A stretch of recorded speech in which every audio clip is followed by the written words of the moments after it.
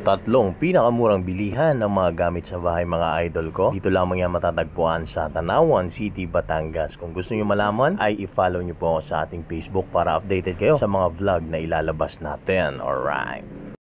Number 1 nga sa ating listahan, walang iba kundi ang 167 Hypermart.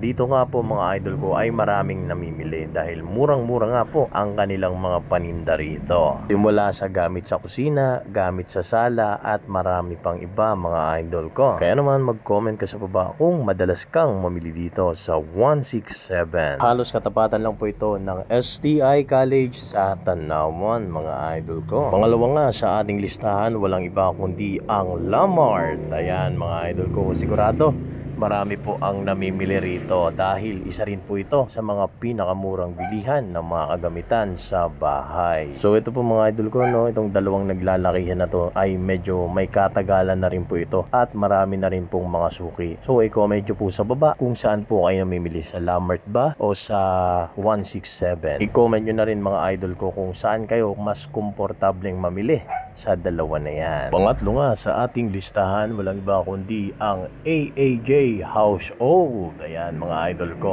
So murang-mura din po ang mga paninda rito. Meron po ito isa, ang pangalan ay Aja, pero hindi ko alam kung sila po ba ay magkasosyo o magkapatid, hindi natin alam. Pero isa lang ang natin, halos parehas po ang kanilang paninda at parehas din po ang kanilang mga presyo. Murang-mura din po ito mga idol ko kung dito rin po kayo mamimili. Kayo mga idol ko, anong masasabi nyo? Mas mura ba dito o mas mura sa Lamart o mas mura sa 167? I-comment nyo po sa baba. So yun lang mga ating video mga idol ko.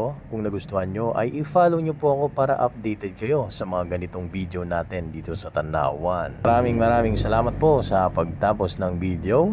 Ingat po ang lahat. Thank you.